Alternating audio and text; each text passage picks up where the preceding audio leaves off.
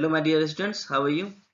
आई think आप सभी लोग स्वस्थ होंगे, अच्छे होंगे ड्यूरिंग कोविड-19 पेंडेमिक। और ईश्वर से मैं यही कामना करता हूँ कि धीरे-धीरे इस त्रासदी से हम सभी लोग निकल पाएँ और वापस अपने आप को रिफ़ॉर्म कर पाएँ, जैसे हमारा पहले चलता था कॉलेज या इंस्टीट्यूट जो भी। अदर देन इंस्टीट्यूट एवरीथिंग देख रहे हैं धीरे-धीरे करके नॉर्मलाइज़ हो रहा है। कॉलेजेस भी, स्कूल भी धीरे-धीरे ओपन हो रहे हैं। जिसका सीधा-सीधा आप एग्ज़ाम्पल ये देख रहे हैं कि जो आपके पेपर्स हैं वो डेफ़िनेटली अब ऑनलाइन की जगह ऑफ़लाइन सभी जगह पे हो रहा है। इवन जितने भी यूनिवर्सिटी है, मैं आईकेजी पीटीयू की बात करूँ या आरटीयू कोटा की बात करूँ या आरजीवी भोपाल की बात करूँ या एकेटीयू लखनऊ की बात करूँ, कहीं पे भी अब पेपर ऑनलाइन मोड में अवेलेबल नहीं है। सारे बच्चों को कहा गया है कि आपको ऑफ़लाइन ही पेपर देना है। तो अब आप ओपन बुक एग्ज़ाम या किसी भी ऑनलाइन की मेथोडोलॉजी से बाहर निकलिए और अपने आप को रेडी करिए फॉर ऑफलाइन एग्जामिनेशंस। और जैसा कि देख रहे हैं कई यूनिवर्सिटी के शेड्यूल्स आ चुके हैं फ्रॉम फर्स्ट वीक ऑफ जनवरी से सेमेस्टर एग्जामिनेशंस के। बट क्लासेस जो है that definitely on the online mode में आपके चलेंगे। उसके लिए अभी कोई रेगुलेशन नहीं आया है कि उसको हमें ऑनलाइन करना है या ऑफलाइन ऑफलाइन करना है क्लासेस पहले की तरह। बट जो आपके शेड्यूल्स है that will be definitely on online mode में आपके चल रहे हैं। सो गाइज, अब हम लोग स्टार्ट करेंगे, आज विंड मिल्स के बारे में पढ़ेंगे, विंड मिल्स के क्लासिफिकेशंस पढ़ेंगे, टरबाइंस के, और इसके जितने भी और सारे पार्ट्स हैं वो डेफिनेटली हम लोग धीरे धीरे स्टडी करेंगे।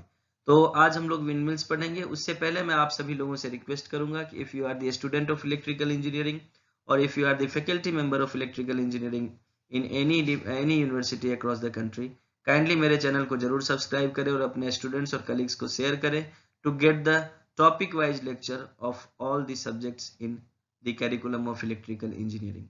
So guys, उसके अलावा मैं आप लोगों से यही रिक्वेस्ट करता हूं कि आप अगर इसके अलावा डिटेल में जानना चाहते हैं तो आप जरूर इन सारे रेफरेंस बुक्स जो मैं हर एक स्लाइड पे डिनोट करता हूं, नोट कराता हूं आपको, आप इसको जरूर, आप इसमें से किसी एक बुक को परचेज करके उसके थ्रू उस टॉपिक को लेके जाइए।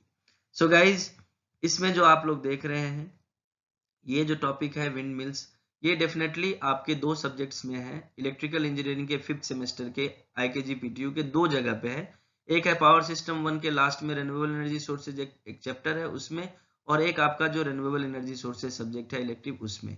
इसके अलावा जो 7th सेमेस्टर में इलेक्ट्रिकल इंजीनियरिंग में है एनसीईएस कहीं पे भी, या किसी भी सेमेस्टर में नॉन कन्वेंशनल एनर्जी सोर्सेज, वहां पे भी ये सब्जेक्ट है, या कहीं पे भी अगर ये सब्जेक्ट है रिन्यूएबल एनर्जी सोर्सेज, वहां पे अगर विंड मिल्स है तो वहां पे भी ये टॉपिक है। तो बहुत ही इंपॉर्टेंट टॉपिक है विंड मिल्स। इसके बारे में फुल डिटेल हम लोग स्टडी करेंगे। अगर आपको राइट शॉर्ट नोट्स आता है 10 मार्क्स में तो आपको ये सारी डिटेल्स जो मैं बता रहा हूँ विंड मिल्स के बारे में, ये आपको लिखना पड़ेगा। इससे पहले मैं विंड एनर्जी के बारे में ऑलरेडी एक लेक्चर इससे पहले दे चुका हूँ, लेक्चर नंबर 15 में, and this is the lecture number 16, that is the wind mills. तो विंड मिल्स के बारे में जब हम लोग पढ़ेंगे तो सबसे पहला पॉइंट जो आता है, the wind mill is by product of solar energy. इससे पिछले लेक्चर में भी बताया मैंने कि ये क्या है, एक तरह से बाय प्रोडक्ट है सोलर एनर्जी का। Approximately 2% of the sun energy reaching the earth is converted into wind energy. Means जितना भी सोलर एनर्जी है उसके कारण जो टेम्परेचर वेरिएशन होता है उसी के कारण ये विंड डेवलप होता है सराउंडिंग एटमोस्फेयर में। और ओवरऑल सोलर एनर्जी का नियर बाय 22% जो है ये हमें विंड एनर्जी में कन्वर्ट हो जाता है। The surface of the earth heats and cools unevenly. जो आपका अर्थ सरफेस है वो डेफिनेटली हमें पता है कि अनइवनली कूल और हॉट होता है, creating atmospheric pressure zones that makes air flow from high to low pressure areas. इसी कारण से आप लोग देखते हैं हमेशा चक्रवात या साइक्लोन जो भी आते हैं वो एयर प्रेशर के कारण ही आता है। जो टेम्परेचर वेरिएशन होता है एटमॉस्फेयर में उसी के कारण क्रिएट होता है। The wind has played an important role in the history of human civilisation. जो ह्यूमन सिविलाइजेशन हुआ उसमें सबसे ज्यादा मेन रोल जो है विंड ने ही रोल प्ले किया। अदर देन विंड कोई उतना ज्यादा रोल नहीं प्ले कर पाया। The first known use of wind dates back 5000 years to Egypt. जो मिस्र है वहां पे ईसा 5000 ईयर्स पहले ही जो हमारा ये कैलेंडर जो जनरेट हुआ ईसवी पूर्व, हमें इसका यूज किया। Where boats used sails to travel from shore to shore. एक किनारे से लहर के साथ चलने के लिए जो आप देखते हैं पाल जिसको आप लोग बोलते हैं बोट्स के अंदर, उसके थ्रू वहां पे सबसे पहले विंड एनर्जी यूज हुआ था इजिप्ट में। The first true windmill, a machine with vanes attached to an axis to produce circular motion may have been built in as early as 2000 BC। जो पहला machine use हुआ wind के through circular motion कराने के लिए वो 2000 BC develop हुआ था। एन एंशियंट बेबीलोन, बेबीलोन सभ्यता जो थी by the 10th century AD, Windmills with wind catching surface having 16 feet length and 30 feet height were grinding grain in the areas of eastern Iran and Afghanistan, जहाँ पे ये use हुआ था ancient time में. These are the histories of windmills. आपको पढ़ने में interest लगेगा थोड़ा सा, इसके लिए मैं ये थोड़ा सा हिस्ट्री आपको दे रहा हूँ, या कहीं पे भी आप इस हिस्ट्री के बेस पे थोड़ा सा विंड पे अगर कहीं पे डिस्कस करना चाहते हैं तो आप कर सकते हैं. उसके अलावा तो नेक्स्ट जाएंगे हम लोग नेक्स्ट सेकेंड स्लाइड में. तो the earliest written reference is to working wind machine in western world date from 12th centuries. जो 12th सेंचुरीज है वहां से हम लोगों को ये रिटन में रेफरेंस मिला है कि वर्किंग विंड मशीन्स का. These two were used for milling grains. It was not until a few hundred years later that windmills were modified to pump water and reclaim much of Holland from the sea. The multi-vane farm windmill of the American Midwest and West was invented in the United States during the later half of the 19th centuries. In 1889, there were 77 windmill factories in the United States, and by the run of the century, windmills had become a major American export. तो एक तरह से इन्होंने windmill, America ने windmill बना के बेचना भी शुरू किया, और 77 फैक्ट्रीज जो थे विंडमिल फैक्ट्रीज जो अमेरिका में वर्क कर रहे थे इन 1889 में. Until the diesel engine came along, many transcontinental rail routes in the US depended on the large multi-vane windmill to pump water for steam locomotive. तो स्टीम लोकोमोटिव के लिए जो विंड हमें चाहिए, वाटर चाहिए था, वो जनरली हम लोग विंड मिल से ही पंप करते थे. Farm windmill are still being produced and used through in reduced numbers. They are best suited for pumping ground water in small quantities to livestock water tank. तो water pumping में इसका बहुत ज्यादा use किया जा रहा है. कई जगह कई यूनिवर्सिटीज में भी लगाया हुआ है इसका प्रोटोटाइप मॉडल, जहाँ पे वाटर पंपिंग इसके थ्रू किया जा रहा है. आप कई जगह पे एग्रीकल्चर लैंड में भी देख सकते हैं जहां पे वाटर पंपिंग विंडमिल के थ्रू किया जा रहा है. नेक्स्ट आप देखेंगे, अब इसका हम देखेंगे कि इलेक्ट्रिसिटी में कब काम में लेना शुरू हुआ. तो इन 1930 एंड 1940 1930 और 1940 के hundreds of thousands of electricity producing wind turbines were built in the US ने 1930 और 1940 में बहुत सारे विंडमिल्स को यूज किया. किसके लिए? इलेक्ट्रिसिटी जनरेशन के लिए. They had 2 or 3 thin blades which rotated at high speed to drive electrical generators. 2 या 3 ब्लेड्स को रोटेट करके और उसके थ्रू हमने टरबाइन को कपल्ड कर दिया इलेक्ट्रिकल जनरेटर के, और उसके थ्रू इलेक्ट्रिसिटी जनरेट करने लगे. These wind turbines, अब आप सबसे बड़ी बात ये कि इसको क्यों यूज किया गया, क्यों बनाया गया, इसके बारे में देखिए. सबसे मेन चीज है कि इसको इसलिए यूज किया गया कि these wind turbines provided electricity to farmed beyond the reach of power lines. जहां पे पावर लाइन्स नहीं जा पाई थी 1930s या 1940s में अमेरिका में, वहां पे इस इलेक्ट्रिसिटी के थ्रू फार्मिंग की गई, खेती में काम में लिया गया, और उस लोकेलिटी में इलेक्ट्रिसिटी के लिए यूज किया. Typically use to charge storage batteries, जो बैटरीज थी उसको चार्ज करने के लिए, ऑपरेट रेडियो रिसीवर्स, जो पुराने टाइम पे रेडियो चलते थे, रेडियो स्टेशन चलते थे, and power A light bulb जलाने के लिए. By the early 1950s, however, the extension of the central power grid to nearly every American household via the Rural Electrification Administration. तो 1950 में क्या हुआ, इसका सेंट्रल पावर ग्रिड के साथ लिंकअप हो गया और रूरल इलेक्ट्रिफिकेशन एडमिनिस्ट्रेशन के थ्रू. इसने क्या किया, eliminated the market of these machines. तो उसके बाद क्या हुआ, ये सारे मशीन्स को जो है वो एलिमिनेट होने लगा धीरे धीरे. तो wind turbine development lay nearly dormant for the next 20 years. तो अगले 20 years के लिए विंड पावर के लिए लोगों ने ज्यादा ध्यान नहीं दिया, क्योंकि जो रूरल इलेक्ट्रिफिकेशन एडमिनिस्ट्रेशन था अमेरिका का, उसके थ्रू हर जगह पे इलेक्ट्रिसिटी जो ग्रिड के थ्रू कनेक्ट करके पहुंचा दिया गया 1950s में. Wind velocity is affected by the trees, building, hills and valley around us. Wind is a diffuse energy source that can not be contained or store for use elsewhere or at another time. तो wind energy क्या था, एक diffused energy है, आपको कहीं पे भी हम इसको आगे फर्दर हम यूज में नहीं ले सकते हैं. इसका ना तो कोई प्रॉपर टाइमिंग है कि इस टाइम पे ज्यादा रहेगा या कम रहेगा, आपके totally depend on the nature, atmospheric condition पे टोटली डिपेंड करता है. नेक्स्ट हम लोग देखेंगे टाइप्स ऑफ विंडमिल्स कितने हैं. तो टाइप्स ऑफ विंडमिल्स जो है उसको हम लोग टाइप्स ऑफ टर्बाइंस के अकॉर्डिंग, जो इसके अंदर टर्बाइंस यूज होता है उसके अकॉर्डिंग हम लोग करते हैं. तो सबसे पहले हमारा हेडिंग अब आ जाता है क्लासिफिकेशन ऑफ विंडमिल्स. तो क्लासिफिकेशन ऑफ विंडमिल्स में क्या देख रहे हैं, सबसे पहला लिखा है wind turbines are classified into 2 general types according to their construction that will be defined. जैसा इसका कंस्ट्रक्शन होता है उसी के हिसाब से हम लोग डिफाइन करते हैं। जो टरबाइन का डिजाइन होगा उसी के हिसाब से हम लोग विंड मिल को डिफाइन करेंगे। तो सबसे पहला होगा हॉरिजॉन्टल एक्सिस एंड दूसरा होगा vertical axis. A horizontal axis machine has its blade rotating on an axis parallel to the ground as shown in the above figure. तो इसमें जब मैं आपको आगे फिगर दिखाऊंगा उसमें आप देखेंगे कि किस तरह से ये ब्लेड जो है वो मैंने आपको आगे के स्लाइड्स में दिखाऊंगा किस तरह से ये एक्सिस इसका डिपेंड करता है। Vertical axis machine has its blade rotating on an axis perpendicular to the ground.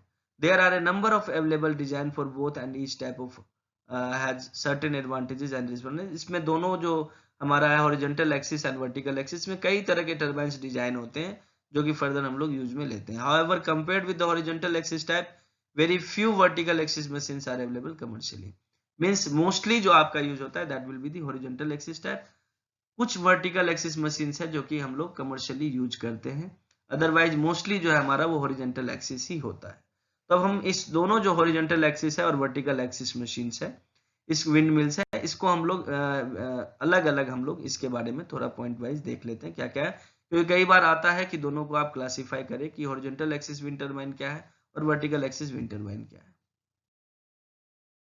Horizontal axis में देखिए क्या है, this is most common wind turbine design. Means horizontal axis जो है सबसे ज्यादा डिजाइन में लिया जाता है। इससे पिछले स्लाइड में भी आपने देखा मैंने लिखा हुआ है कि मोस्टली कुछ को अगर आप छोड़ दे तो मोस्टली जगह पे जो हमारा है वो हॉरिजॉन्टल एक्सिस ही यूज में आता है। Then in addition to being parallel to the ground, the axis of blade rotation is parallel to the wind flow. तो जो एक्सिस ऑफ ब्लेड होता है rotation is parallel to the wind flow के parallel में होता है। Some machines are designed to operate in an upwind mode with the blades upwind of the tower. In this case, a tail vane is usually used to keep the blade facing into the wind. एक tell आपको दिखाऊंगा जब मैं component of wind mills में जाऊंगा, वहां पे दिखाऊंगा कि टेल वेन क्या होता है, उसके अकॉर्ड वो एक जरूर इसमें लगा होता है पीछे। Other design operates in A downwind mode so that the wind passes the tower before striking the blades. तो स्ट्राइकिंग ब्लेड करने से पहले वो विंड पासिस द टावर से पास हो जाए, इसके लिए डाउन विंड मोड हम लोग यूज करते हैं। Some very large wind turbine use a motor driven mechanism that turns the machine in response to a wind direction sensor mounted on the tower.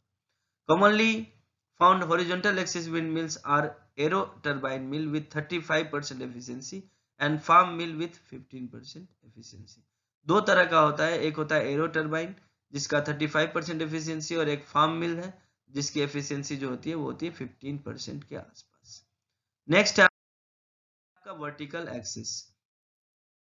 तो वर्टिकल एक्सिस में all the vertical axis wind turbine have existed for centuries. They are not as common as their horizontal counterparts.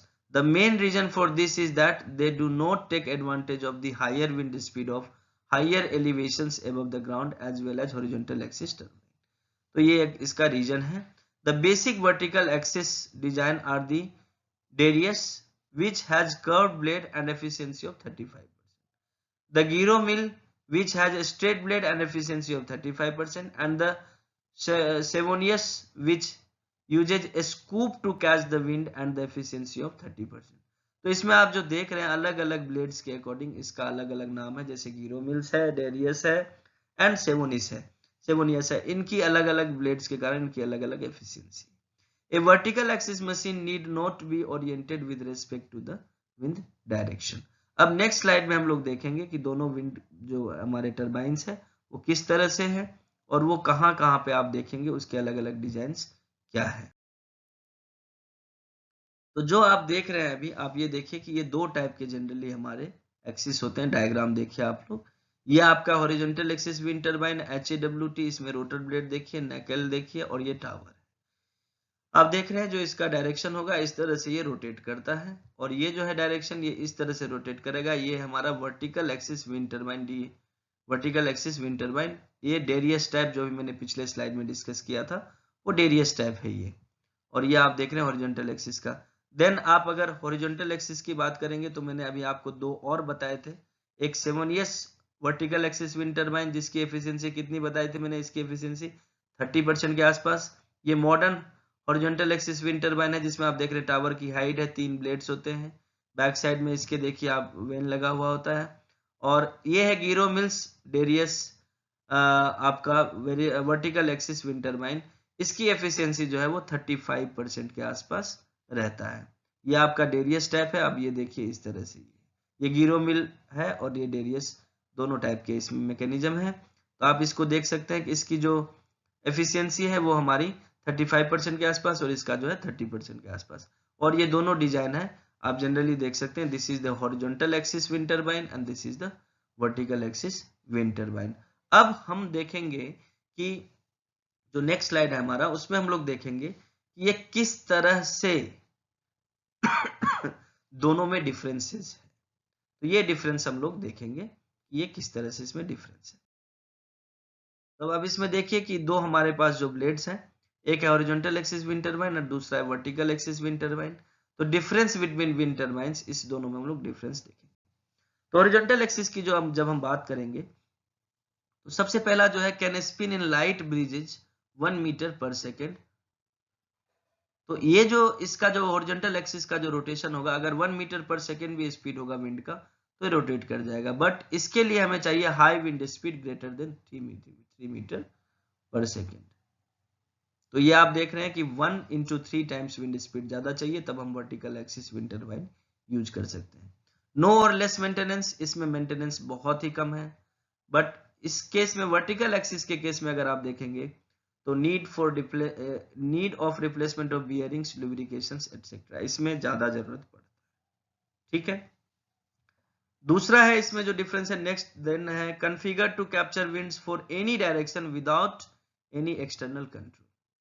इसमें क्या है, इसमें आपको किसी भी तरह से हवा चलेगी, किसी भी डायरेक्शन में हवा चलेगी, ये उस हिसाब से इसका जो वैन है, वो टरबाइन जो है वो मूव कर जाएगा विदाउट एनी एक्सटर्नल कंट्रोल के। उस तरह से मूव कर जाता है, पूरा गोल घूमता है अपने एक्सिस में। Requires your mechanism turn turbine blades in direction of wind. मान लो विंड का डायरेक्शन इधर हो रहा है, उधर हो रहा है, ऊपर की तरफ जा रहा है, नीचे की तरफ जा रहा है, तो उसमें यो को उस हिसाब से हमें मैकेनिज्म बनाना पड़ता है। जब आप देखेंगे कंपोनेंट ऑफ विंड मिल्स, उसमें आप लोग देखेंगे कि यो मैकेनिज्म हमें उस तरह से डिजाइन करना पड़ता है ताकि हम लोग इसके डायरेक्शन को कर सकें। देन है major component of ground level, है ना। तो उसमें मेजर कंपोनेंट जो है इसका, वो ग्राउंड लेवल पे होता है और इसका है at a height on tall tower. इसमें हाइट ऑन टॉल टावर्स पे ये आपका होता है। No massive tall tower constructions, इसमें मैसिव टॉल टावर्स कंस्ट्रक्शंस की रिक्वायरमेंट नहीं है। रिक्वायर्स टॉल टावर्स, इसमें बहुत ज्यादा ऊंचे टॉल टावर्स की जरूरत होती है। Cost per kilowatt hour is less, cost per kilowatt hour is more, and long life span and less life span. तो आप इसी मैकेनिज्म के बेस पे कह सकते हैं कि जो हॉरिजॉन्टल एक्सिस विंड टर्बाइन है, that will be used mostly, क्योंकि आप देखिए नीचे का जो दो फैक्टर है वो सबसे इंपॉर्टेंट रोल प्ले करता है। एनर्जी जनरेशन पर यूनिट जो आपका है, कॉस्ट, वो बहुत ही कम है इसमें हॉरिजॉन्टल एक्सिस में, और वर्टिकल एक्सिस में आप देख रहे हैं ज्यादा है। लाइफ जो है हॉरिजॉन्टल एक्सिस की ज्यादा होती है, वर्टिकल एक्सिस की कम होती है। और जो रोटेशन के लिए स्पीड चाहिए ना, डेफिनेटली आप देख रहे हैं कि इसमें 3 टाइम्स लेस स्पीड पे भी ये चल जाएगा। अगर इसको minimum 3 meter per second speed तो चाहिए ही चाहिए वर्टिकल एक्सिस के लिए, बट इसके केस में ये चीज नहीं चाहिए। तो ये जो आप टॉपिक देख रहे हैं, ये जो मेरा लेक्चर कंक्लूड हुआ, इस लेक्चर में कई टाइप के क्वेश्चंस आपको आ सकते हैं। पहला आएगा कि differentiate between horizontal axis wind turbine and vertical axis wind turbine. 4 number या 5 नंबर का एक क्वेश्चन आ सकता है। आपके पास इसी स्लाइड में इतना मटेरियल है, ये पूरा का पूरा, जो आपको 5 मार्क्स दिला सकता है। इसके अलावा आपसे right short notes on wind mills मिलेगा, वो आप दे सकते हैं। क्वेश्चन आ सकता है क्लासिफिकेशन ऑफ विंड टर्बाइंस, आप दोनों दे सकते हैं, हॉरिजॉन्टल एक्सिस और विंड एक्सिस, वर्टिकल एक्सिस, दोनों को आप डिफाइन कर सकते हैं, कोई दिक्कत नहीं है। इसके अलावा एक ओवरऑल आ सकता है कि right short notes on wind mills. तो आप ये पूरा जितना स्लाइड्स है, ये 10 मार्क्स में अगर क्वेश्चन आए तो सभी स्लाइड्स को लेते हुए आप समराइज करके एक अपना नोट तैयार कर लीजिए, that will be your answer. एक थोड़ा सा शुरू में ब्रीफ ले लिया, देन क्लासिफिकेशन ले लिया ऑफ विंड मिल्स, 2 टाइप के हो गए, हॉरिजॉन्टल और वर्टिकल एक्सिस हो गए। इसके बाद सारे उसके हॉरिजॉन्टल के कितने टाइप है, वर्टिकल के कितने टाइप है, उसके डायग्राम्स देख लीजिए कौन कौन से है। उसके बाद लास्ट में कंपैरिजन देख लीजिए हॉरिजॉन्टल एक्सिस और विंड टर्बाइन में क्या है। नेक्स्ट जो हमारा लेक्चर होगा, that will be the different components of wind turbine. तो विंड टर्बाइन में लेक्चर नंबर 17 जो होगा, वो ये होगा कि विंड टर्बाइन में कितने कंपोनेंट्स। उस पर हम लोग डिस्कस करेंगे नेक्स्ट स्लाइड में।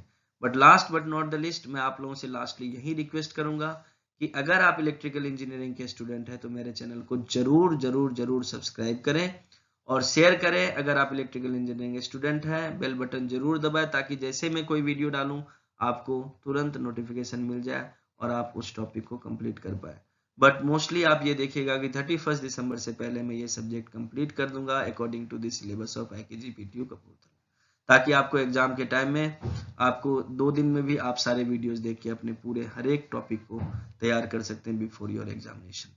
So wish you all the best guys, thank you.